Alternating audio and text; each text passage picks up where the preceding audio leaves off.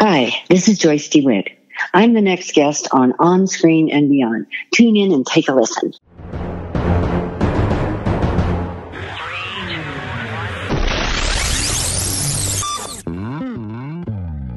On Screen and Beyond, an inside look into the entertainment world featuring interviews with people from the movie, TV, and music industry, news on upcoming TV and DVD releases, and the rumor mill.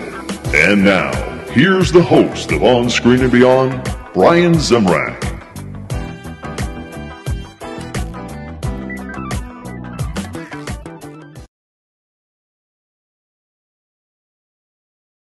Thank you for joining me for another edition of On Screen and Beyond. This is the show that keeps you updated on what's coming your way as far as upcoming new movies, remakes, sequels, and TV and movie DVD releases, as well as our interview segment with a guest from the movie, TV, or music industry. I'm your host, Brian Zemrak, and this episode of On Screen and Beyond, the video version anyways, is sort of half and half. Our guest is Joyce Dewitt this week from Three's Company, and Joyce does not do many interviews. And in fact, she told me that she has never done a podcast. So I want to make sure you get this one, even though it was not on video. Okay. We didn't, I hemmed and hawed about it. It's out right now. It's been out for a week or so about her performance that's going to be coming up at the Orinda Theater. But I didn't want to put it on YouTube because it wasn't video. But then I decided, okay, she doesn't do many of these things, so I want to make sure that everybody gets the opportunity to listen to it and hear it. I will be putting in pictures of her, throughout the interview. But wanted to make sure this gets out because, like I said, Joyce does not do any podcasts, and it was so great that she would do it for us. And I want to enjoy this and have it for you to enjoy. So without further ado, Joyce Dewitt, right here on Screen and Beyond.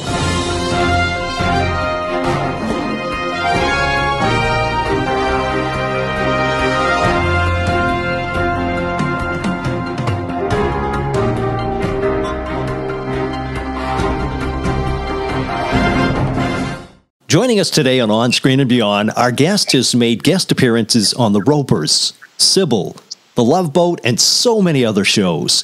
But she will always be remembered for her role as Janet on Three's Company. On Saturday, February 15th, she will be on stage at the Orinda Theater in Orinda, California, performing Love Letters beside Parker Stevenson. It's Joyce Dewitt. Joyce, welcome to On Screen and Beyond. Well, thank you. It's nice to be here. Now, Joyce, Love Letters. This is such a powerful play. You've done this in the past, correct? Yes, I have. I had the great pleasure of doing it a number of times with Tab Hunter, who was a great and wonderful friend and just delicious to work with. I mean, Tabby is a very underrated actor, in my opinion.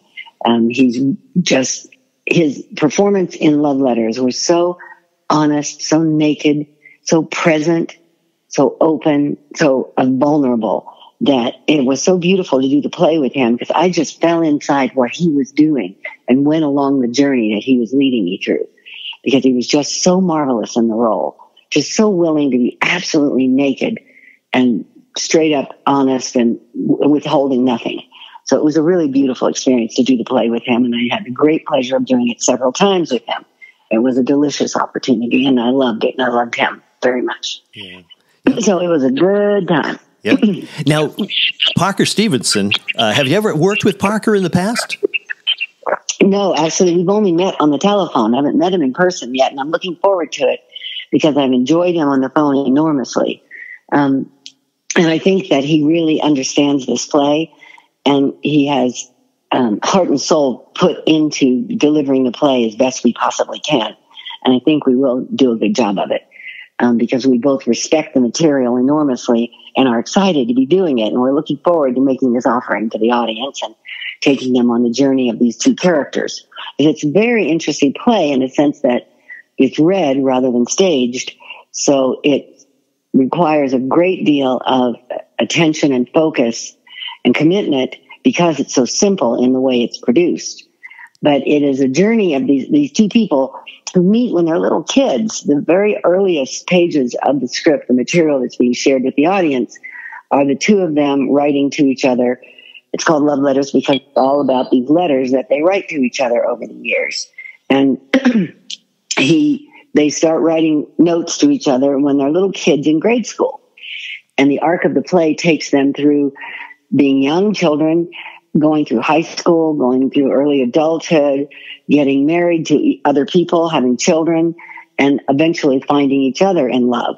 There's love there all along. They're best friends, but for it to become grown-up kind of love, it takes a long time for them to find each other in that, even though in their hearts they probably know it all along. So it's a sweet play in the sense that it's a love story, but it's an honest story about two human beings navigating the times that they live in. They meet in the 30s in grade school.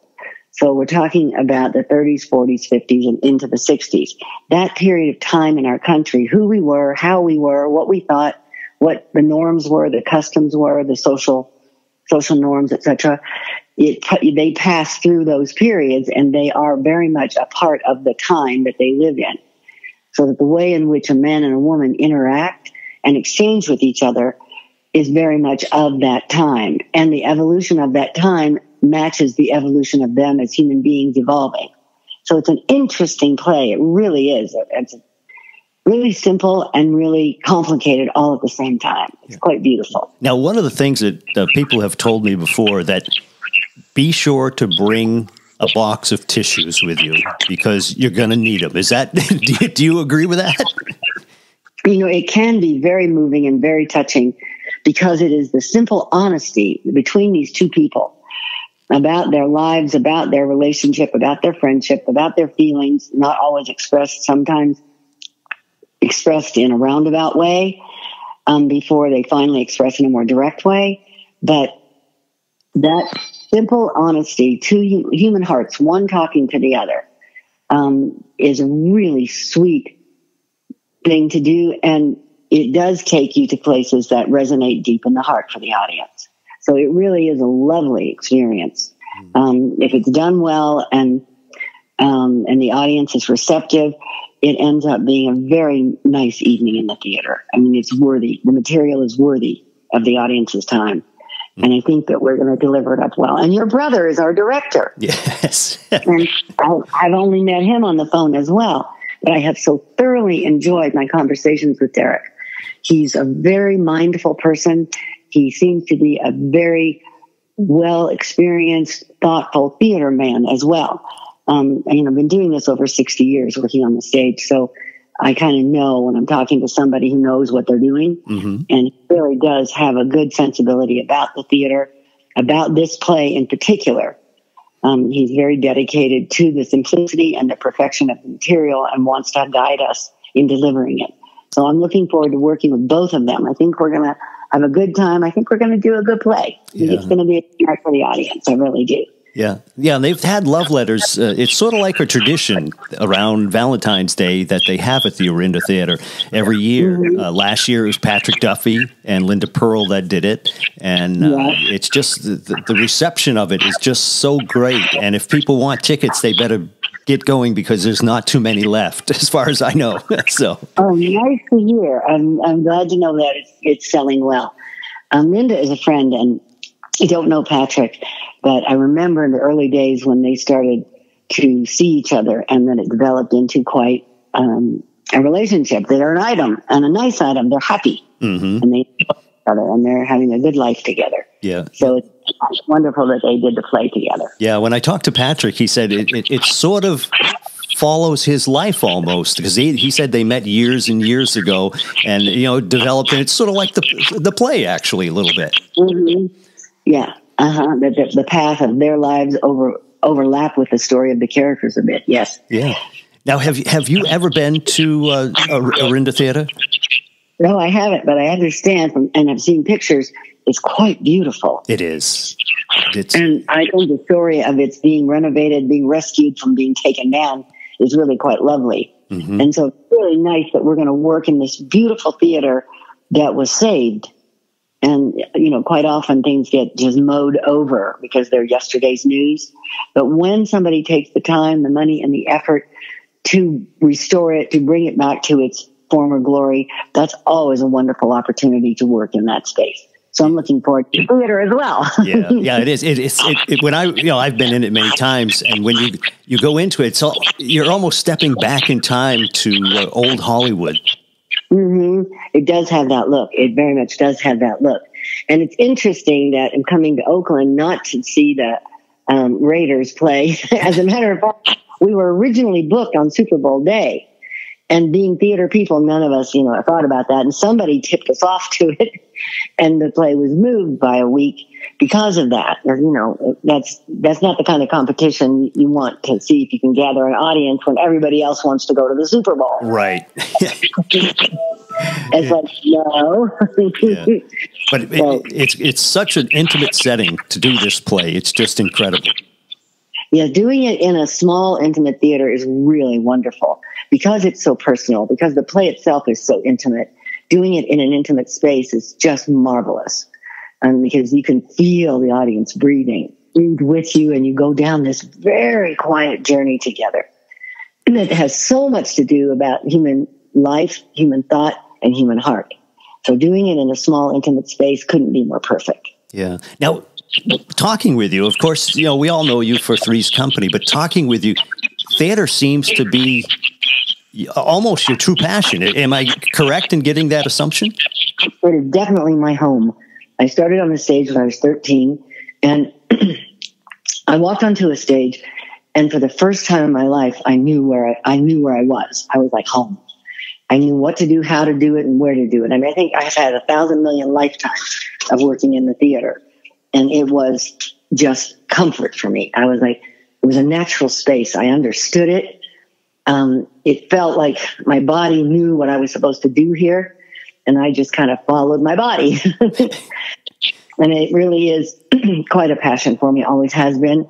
But after we finished shooting Three's Company, I'm pretty much a hermit. I didn't take to being a famous person very easily. It was very awkward for me, uncomfortable. I appreciated it in the sense that it would bring work and opportunity to do the work. But other than that, it was an intrusion and a discomfort that was not natural to me, that I was not seeking and not expecting, not looking for.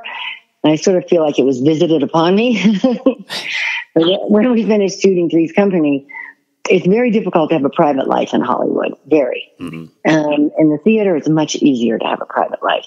So I just sort of left Hollywood, moved myself to Santa Fe, and only worked in the theater primarily. In the years since Three's Company, I've done a few independent films and a few other films. My favorite working opportunity, probably in terms of film, was a Hallmark movie, because they have it so well organized up there that they shoot all those in Canada, and they do it so much that they're so good at it. The crews are marvelous. The wardrobe people are marvelous. The makeup people are marvelous. The directors are really good. It's like they know how to do this because they do it every day. So you get to just be dropped into this circumstance that is so well organized, and they've gathered together such good people that it's just a lovely experience to work for Hallmark. It really is. Yeah. It was a pleasure. I loved the crew. They were just so damn good at what they were doing. It was just a pleasure to get to be with them. Yeah. So it was a good experience. But for the most part, I have just focused on doing theater. I'll do 2 or 3 plays a year. Yeah. Which means I leave my home for 3 or 4 months at a time, a couple times a year. And I've sort of come to a time now where I just want to be home. So I'm not sure how much more of that I'll be willing to do. I just don't want to leave my home for 3 months at a time anymore. Yeah, that's hard. You pick up your life and you take it somewhere else. And I like to blend into wherever I am and go to the grocery store myself, go to the laundromat myself. Like they'll say, okay, would you want us to pick up your laundry? And I go, no. Just tell me where the laundromat is. Like I like to blend in with the people to feel what it is to live here and be a part of this community. I like that very much, to just kind of, it's when I travel, I do the same thing. I like to just walk the streets, merge with the people, sense who they are, get a sense of the place and how it would be to be a part of this community and experience life in the way that they do. So I enjoy that that's the part I like. Yeah. Is experiencing this other reality and becoming a part, blending into it. Yeah. I like that. Now, when you were a little girl growing up, this what you wanted to do? Was acting, whether it's stage or film or TV or whatever, was that what you wanted to do? No, and I was a movie holic from day one. I mean, I was very fortunate. My father got a television in the 50s, and it was the first television on the block. That's back when there was a test pattern on the screen for 3 hours, and then programming would come on for 3 hours, and that was it. It was 3 hours of programming every evening at 6 to 9, I think. And before that, there was this test pattern on the screen for 3 hours. And our neighbors would come and sit and stare at the test pattern, waiting for it. It was like a very big deal. Television was this new thing that was unusual, and my father got us one. And I was a very happy camper to get to watch old movies. I had a terrible crush. I've had a crush on 2 film stars in my life. The first was Clark Gable. And if he was on The Late Show, if I got all my homework done and took a nap, they would get me up and let me watch The Late Show. And I was like so happy. I mean, I fell in love with movies at the earliest of years, maybe when I was 5. And so, but I did what I did not realize until I worked in film, that what I'd actually fallen in love with was directing, not acting. And I never thought about being in a movie or wanted to be in a movie. I just loved going to them and eating my popcorn, having my Coke, and sitting there in this wonderful world that was different than my everyday world, and going on the journey they were taking me on. I loved it, but I never thought about participating in it. I was a happy audience person. I don't even know how or why I auditioned for the first play in high school that I did. I have no idea how that came about, because it was never something that I thought about. I'm sure some friend talked me into doing it. Yeah. But the minute I stepped down onto that stage, I was home and I knew it. This was just it was the natural state for me. I was comfortable for the first time in my life. Yeah. Yeah. Now, do you enjoy seeing yourself on screen?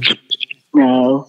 Does anybody? I know everybody. It surprises me because a lot of actors say, for one thing, they say that they're introverts, a lot of them, and also that they can't stand seeing themselves on screen. Yeah, I don't mind. I mean, I'm okay to watch myself on screen, but I don't seek it. It's like when we were doing Three's Company, we would shoot originally on Friday nights, shoot with a live audience, 2 shows, 5 o'clock and a different audience at 8 o'clock, same show, but 2 different audiences, and make sure we got it all in. And, so it had chance. When you shoot a live show like that, they leave what they call spread. And that's the amount of time they think laughter will fill, because television shows are shot down to the second. There's the exact amount of show that goes in because it's all built around the commercial times and whatnot. Right. So, but they would never leave enough spread. So we would have notes and cuts and changes between the 5 o'clock, 5:30 show and the 8 o'clock show, where to take out a word here, a sentence there, a half a sentence there, in order to leave more room for the laughter that had happened. Because we never used canned laughter. It was all real laughter. And, you can't cut a laugh. It has an arc. It goes, it explodes, it fades down and comes to quiet. You have to let it play. And so we would have these minimal little bits and pieces here and there all through the script in the second show. It's kind of like we never did anything but opening nights, because we would have the second show would not be identical to the first, simply because we had to make these tiny cuts and changes. And it was never like they took out a scene or a page. It was like a little bit here, a little bit there. So I always think that we sort of did a series of opening nights. But we would shoot on Friday nights, and then by Tuesday they'd have a rough cut put together.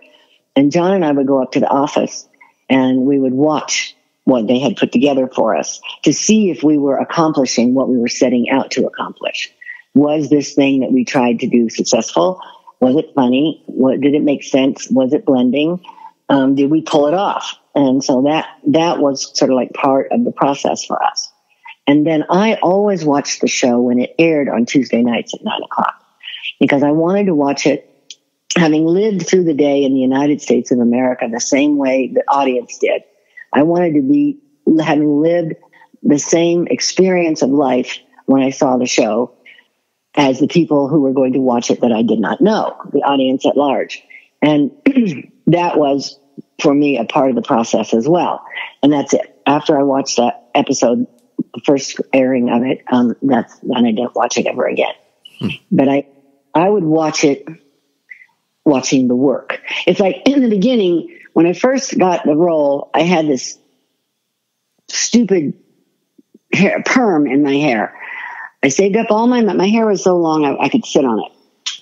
Typical, 60s hairdo, 70s hairdo for girls. And I thought, you know what, because I was headed to New York. I was not going to Hollywood. Never even occurred to me to go there. I really got Svengali to go out there and was in graduate school at UCLA. And I thought, well, you're here. Give it 6 weeks. If something doesn't happen, we go to New York. Okay. So I thought, if I'm going to try and work in front of a camera, this haircut will only get me one role. I need to do something about that. So I saved up all my money, driving my little $50 car. I had a 1963 Rambler that I moved cross country in. And I saved up all my money to go to Beverly Hills to some famous guy and get my hair cut. And he talked me into what's called a body perm, I think it was called. That's just supposed to put some body in your hair and whatever. My hair would stick straight. And it worked for long, straight hair, but, and he didn't understand my hair. My hair is very unusual. And he left it in too long, and it just frizzed. I had like this big ball of hair. So our hair people two of them at a time would blow it out with these big brushes to try and straighten it. That's why in the first season I have this little bob. The truth is it's a frizz ball underneath that bob. And so in the first 2 seasons I had this curly hair, and I was so busy watching the play, seeing what we were doing, that I didn't notice how I looked. And John and I were watching it one day, and I said, Jonathan, look at this. I've got this chubby round face and this chubby round hair. I look like a basketball. And he goes, you hadn't noticed that? And I said, no. And you didn't say anything. He goes, well, I thought you liked it. I said, no, it was an accident. It got stuck on my head. So then, the wonderful Harry King in New York cut it off and created that short hairdo that became sort of a trademark look, which I loved the cut. He was so talented, so creative. Yeah. And he actually did that and took one thing and just got rid of it and turned me into that. And it was a wonderful experience, because then I recognized myself. It was like, because I've always had straight hair, and the curly hair was like bizarre anyway. But it took me 2 seasons to notice that I really didn't look good on camera. And I was like, whoa, I look like a really fat basketball with eyes. No. Yeah. Hi, I'm Loretta Swit, and I'm on Screen and Beyond. But now, as an observer of the show, you and John seem to have a chemistry. In fact, the whole cast, everybody on the cast seemed to. But were you good friends with John? Yes. I mean, in the early days, much more so than the later, just that time and demands grow when you're in that position, so there isn't as much time. But if we were going to the Emmys, we would rent a limousine, and the 4 of us, he and Nancy and Raymond and I, the 4 of us would go together. And then we would take the limo and drive through In-N-Out Burger on the way home. Sometimes it must have been hard to maneuver that limo through the line at In-N-Out. Yeah. Now, as the show progressed, the Ropers left, Don Knotts came in. What was Don Knotts like? I mean, he was such a comedic legend. Was he a nice person? Oh, my God. No one could be more dear. I always called him Little Donnie Knotts, because he was so unassuming that he would never ask for himself. So I always had to make sure that he was being taken care of, because he was just this quiet, soft-spoken gentleman. He really was. Absolutely nothing like the characters that he's famous for. Mm-hmm. Nothing at all. That's how good he is. Yeah. He was. Just astounding. It was like he'd walk on stage, and it was as if somebody had plugged him into an outlet, and he became the Energizer Bunny. But as a person, he was very soft and gracious, soft-spoken, gracious and kind and funny, but very low-key about it. And then he'd walk on stage and turn into this nutball. And because we rehearsed in a rehearsal hall, just the way you do a play, and we would prepare the play, then take it into the studio on Thursdays to work on the set with the cameras and the sound people and all the crew to see if they could shoot and hear what we were actually doing in the play. And then on Friday, we would do a run through and then do 2 shows. And so on Thursday would be the first time we were in wardrobe. And whoever had to answer the door to Don, God bless him, because we had never seen what he'd be wearing. And you open the door and you see what Mr. Furley is standing there in, and it's your job not to laugh your butt off, which many times was impossible. And then, of course, you laugh at him, and then he starts laughing at you, and you have to take a little pause and go back and do that again so that you don't do that on show day. But it was like, who has to answer the door to Don this week? We never knew what he would be wearing until we saw it on Thursday. Oh, wow. At the end of the day on Thursday, because we'd rehearse all day with the crew, and then we would do a run through on camera at the end of the day. And that's when you would see what Don was wearing. Was it difficult sometimes to hold back your laughter and try to look, like you're normal? Yes, it's rare for me to break up in a scene because I've kind of been doing it a long time, and I don't want to. But there was a scene where our guest star Jeffrey Tambor, who was our favorite guest star ever, I think he was just such a marvelous actor and such a good guy. Mm-hmm. And Jeffrey and Jack and Janet are sitting on the couch. Terry has brought him home from the hospital to give him a break because he's overworking, and he's a doctor in the psych ward, and we think he's a patient in the psych ward. We think she's brought a nutball home. I remember that show. The three of us are on the couch, and at one point we're like offering him cheese and crackers and whatever, and we offer him nuts, and we go, oh, the word we say nuts, and we're like, oh my God. And I'm holding a nutball, and I lost it so profoundly that I hung my head down over the nutball, and tears are falling into the nut bowl that I'm holding because I'm like, I've just completely lost it. By their reaction was so cool, they killed me.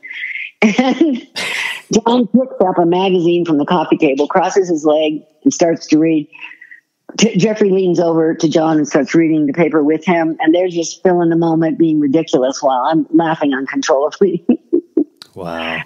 So it was rare for me to do that, but I did in that moment, and it was wonderful because they were so delicious. They played it, so they just made it something wonderful. Mm.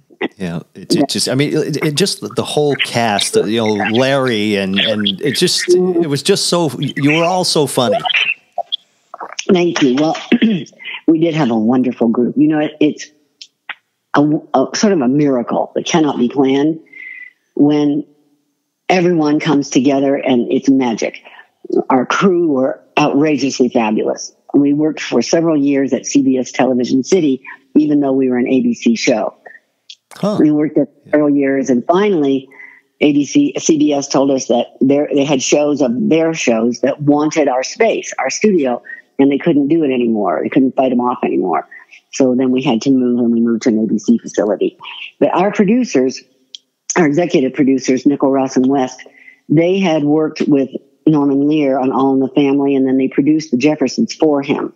And so they had shot there, and they knew that CBS Television City at that time was the best tape facility in Hollywood. And it was, because the crews were brilliant. When we worked with these amazing people who were so good at what they did, they could capture the silliness that we were doing so that we could do it full out like a play, no stops, and just keep going. Farce comedy is very fragile to do. It's like dancing on eggshells. It's like being shot out of a cannon at the top of the show, and you don't stop until it's done, till the curtain comes down.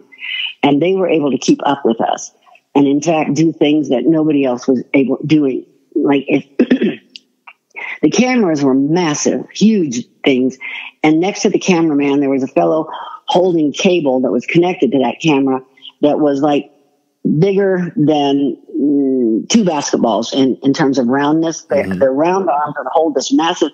And so in moving the camera, this guy had to move with him. And the sound guy is on a platform that's up about 6 feet, and then he's up there with the boom mic.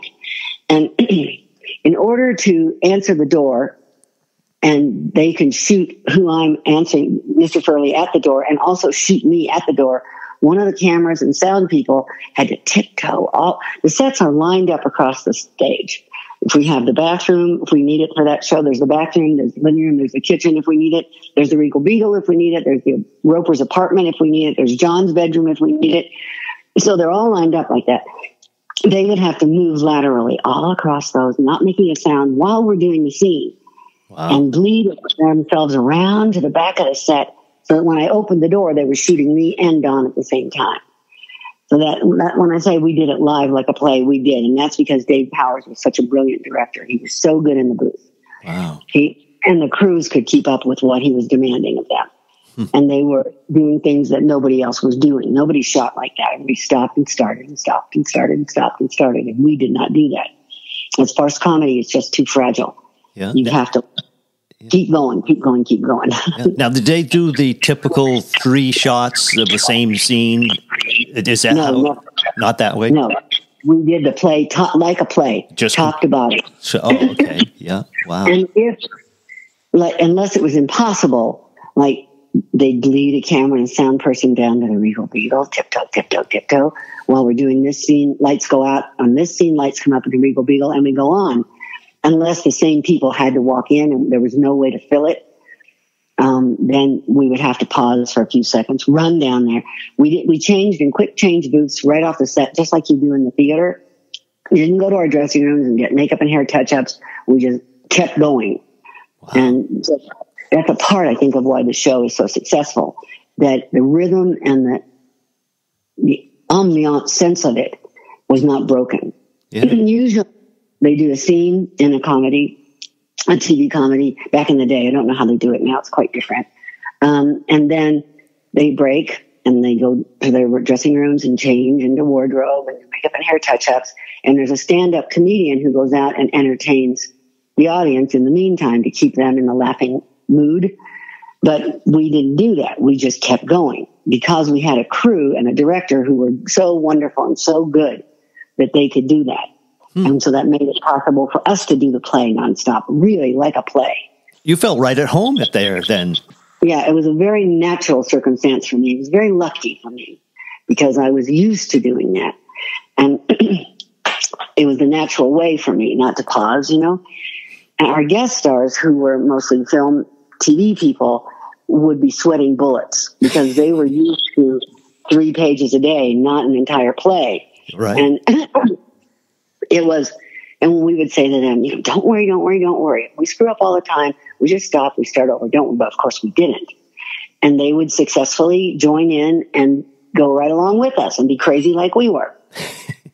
We had wonderful guest stars along the years, just wonderful people. Oh, yeah. Jeffrey was my favorite. He was with us 2 or 3 times because we liked him so much. He was such a good actor. God, he's a good actor. Do you have a favorite episode or episodes that always will stay in your mind? Probably about a half a dozen of them. One is when Chrissy goes to the hospital and she's hit her head, and the doctor tells us she can go at any time, and we think he means she can pass over to the other side. Yeah. And he means she can go home. So we're talking to her like she's going to be dead any minute. Mm-hmm. And that's what we think's going on, but the truth is she's going to be released from the hospital and gets to go home. So that's that interaction between the characters, because, you know, another element of farce comedy is confusion and misunderstandings.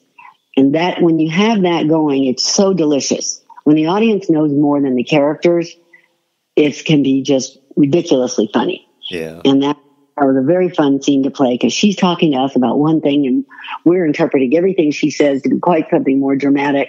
And she's just not serious at all. So, and the audience knows the game that's afoot. So it's very playful and very wonderful.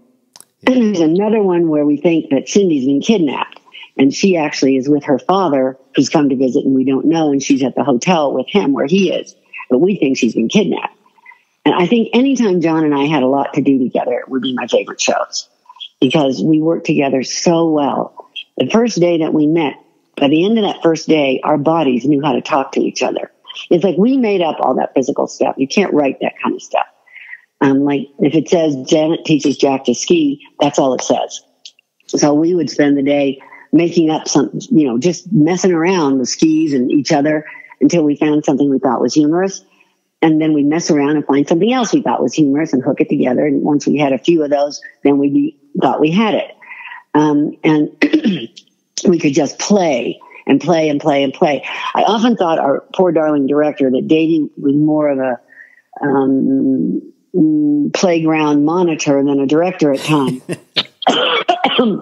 He would go, okay, let's start. And we would keep talking about whatever bit we were trying to come up with that we think, we're trying to figure out. And he'd go, okay, everybody, let's start. And we would, and he'd finally go, hey, and we'd go, what? And it'd be like the third or fourth time he'd called us to the set because we're in a rehearsal hall. We're not spread out in dressing rooms and stuff. So we're just on the other side of a big room. And we'd be so busy trying to think, oh, what if I did this and you did? What if I came through the door and you were standing there? We'd make up something like that. And we'd be trying to do that. And in the rehearsal hall, you just have tape on the floor that tapes out the size of the set, the walls and so forth, and no door or anything. Like there'll be a piece of tape angled, and that's the swinging door for the kitchen. And the director would go, ring, ring, and you go answer the phone. And when you answer the front door, you just go, or if you slam the door, you go slam, because there is no door until you get on the set on the fourth day. So we would just be playing, just trying to come up with something we thought would be funny. And John, of course, please, no one is more creative, more spontaneous, more gifted in physical humor. So it was a constant process of what can we stick in here? What can we do here to make this funny instead of just an entrance, Mm-hmm. Played hard and got paid for it. That's a ridiculous thing to happen to you in life. It's like, thank you, God. How the hell did this happen? Yeah. John, his physical humor reminded me a lot of Dick Van Dyke's show, the falling over the sofa and the ottoman, rather, when he walked in the door and things like that. And John was just incredible. He was. He couldn't help it. It just fell out of him. And Jonathan was very wonderful in particular because he did not need to be the center of attention. He just was quite often because he was so darn funny, and it was so natural to him to automatically think of something humorous to do or say, but he didn't need to be the center of attention. So, sometimes you can be at a party or whatever, and you just want to muzzle somebody. It's like, enough already. John was, especially around comedians, but John was never like that. He never needed or tried to demand the focus. He just couldn't help but get it because of who he was and how talented he was and how creative he was. Yeah. And how adorable he was, and all of that. Yeah. So he sounds like he was just a nice guy. Jonathan was a lovely, lovely human being, a really good guy, and wonderful to work with. Just can't imagine it being better than that. And we were so fortunate that we worked together, I would say, kinesthetically. Our bodies, it was like if he swung high, I ducked low. If he turned left, I turned right. It was like our bodies knew how to play with each other and not get hurt, because we did it live. So there's no putting down pads. There's no stunt coordinator. There's us just making up stupid stuff that we think could be funny and doing it full out. No pause, no preparation, just doing it as you move through the play and recovering from it in the play and moving on to the next moment. Yeah. So it was wild and woolly. It's like curtain up, light the lights. Doing that show was never anything but pure ecstasy, because we were running at the speed of light, playing hard and moving through it and hearing the audience have a good time with what we were doing. It was delicious. It was lucky. With all those years of that physical comedy that you were doing, and like you say, you had no pads and things like that. Did either of you or any of you get hurt in doing those things? On really rare occasion.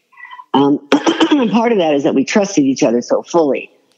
There's one show where we have a boxing ring, and I'm standing on the post of the boxing ring, and I fall backwards, and John catches me. And I never once looked to see if he was in position. I just fell when it was time to fall, knowing that he would be in position to catch me. Wow, that's trust. It is. Physical humor requires a great deal of trust among the actors, and we did have that with each other. And it's not just me that John was so wonderful with. I know that Richard loved doing physical comedy with John as well. Everybody did. because he was so good at it. You could just play in the land that he was creating and just cause people to laugh, which was what we were trying to do.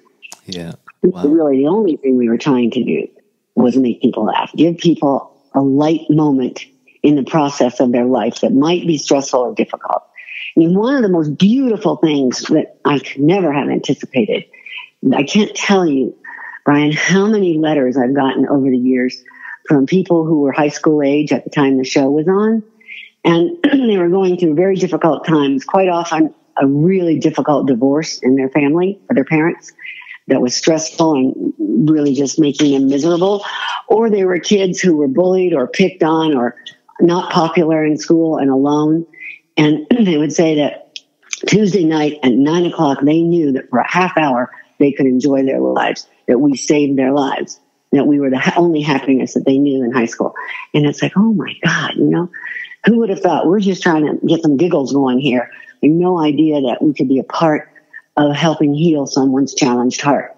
So those letters are always just stunning to get. And it's usually people who were teenagers during the time the show was being aired, that was their rescue from the challenge of their lives. And that's what we were trying to do, give people a half hour of lightness. Yeah. And I want to thank you for giving all the people who watch that show so much joy and happiness, you know, so we could just sit back and relax and have a laugh and enjoy what we were watching. Thank you, Brian. You know, I always think of the show as like a safe place for grown-ups to play. Like no matter what disaster happened to the kids, by 9:30, it was all going to be fine.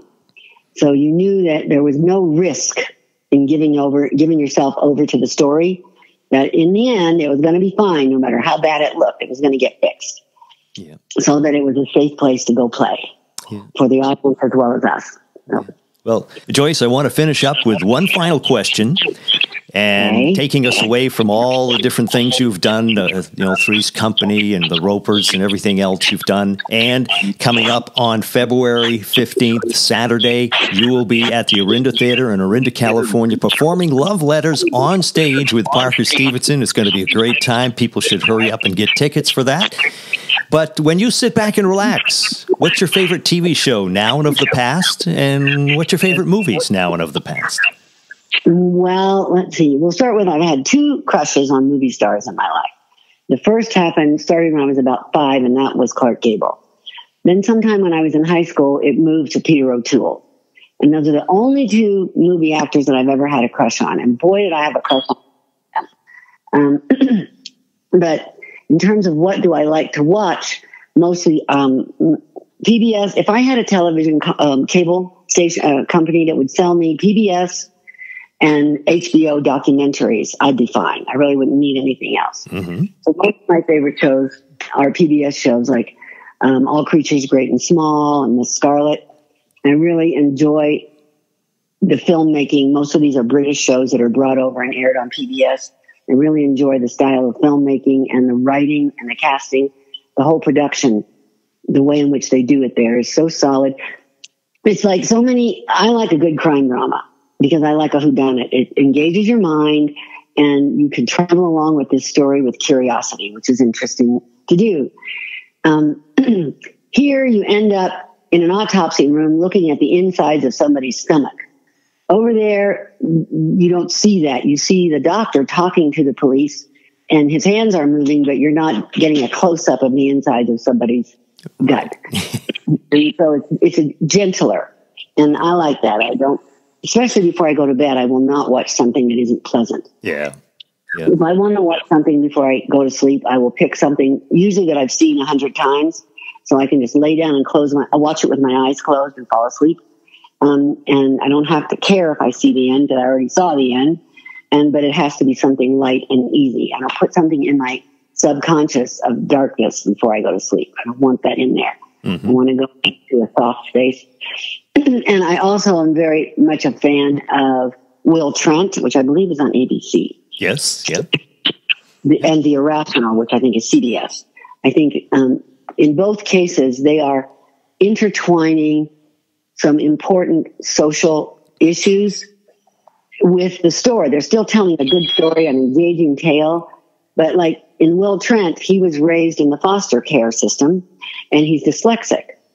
So they have these very deep personal things that society is looking at these days that we didn't used to look at, blended into a really good storyline with a wonderful cast. And not that they're hammering this, but that reality is there. And so that you are traveling along with people who could be your neighbor, who could be next to you on a city bus, who are dealing with these larger issues that you don't have to deal with. But not that that's what they're beating you over the head with. And the irrational is talking about human behavior and emotional dynamics, because the lead character is a specialist in that. Mm-hmm. Yeah. He works with the FBI on cases. So he's like the very first episode, I think they don't know if a pilot crashed a plane because he wanted to commit suicide or if it was something that went wrong. And of course, the company wants it to be pilot error because insurance-wise, that's better for them. Mm-hmm. And so his ex-wife, who's the head of the FBI department there, she brings him in to profile this pilot to try and decide if he was a suicidal person. So you have this intermix of the understanding of human behavior and human emotional motivation and so forth. You get these little tidbits along the way of understanding human beings in the middle of a really good whodunit story. Mm-hmm. Yeah. So I really appreciate that they're blending that together. But I really like those. And I watch NCIS and Blue Bloods because in the latter years of my dad's life, I was kind of one of his point people. Like I would be here a month in Santa Fe, I'd go to Indiana for a month, and we'd come back and forth. And my brother was there when I wasn't, my brother Doug. So I was very much involved in his everyday life. And he loved Blue Bloods and NCIS. So I watched them kind of like a visit with my dad. It just feels like here we are hunkered down again, watch TV before we go to bed. Yeah. So one of those shows in large part because they were a part of my time with my dad. Oh, that's nice. Yeah. I like those. But I don't watch a lot of TV. I'm a movie holic. If I can't find a movie, I usually will read a book. So Mm-hmm. that's kind of, for me. So I don't watch a lot of broadcast television. I do scroll around and look for a movie all the time. Yeah. I'm a movie holic. I really love movies. Well, Joyce, I cannot thank you enough for taking the time and sharing with us. I know you don't do this very often, you said, and I thank you that you agreed to do it. And thank you so much, and good luck with Love Letters, February 15th, Saturday, at the Orinda Theater in Orinda, California. Thank you so much. Brian, thank you for helping us get the word out that we're going to do the play, because we're excited to do it, and we'll be really happy if people come and see it. So thank you for helping us get the word out. Thank you.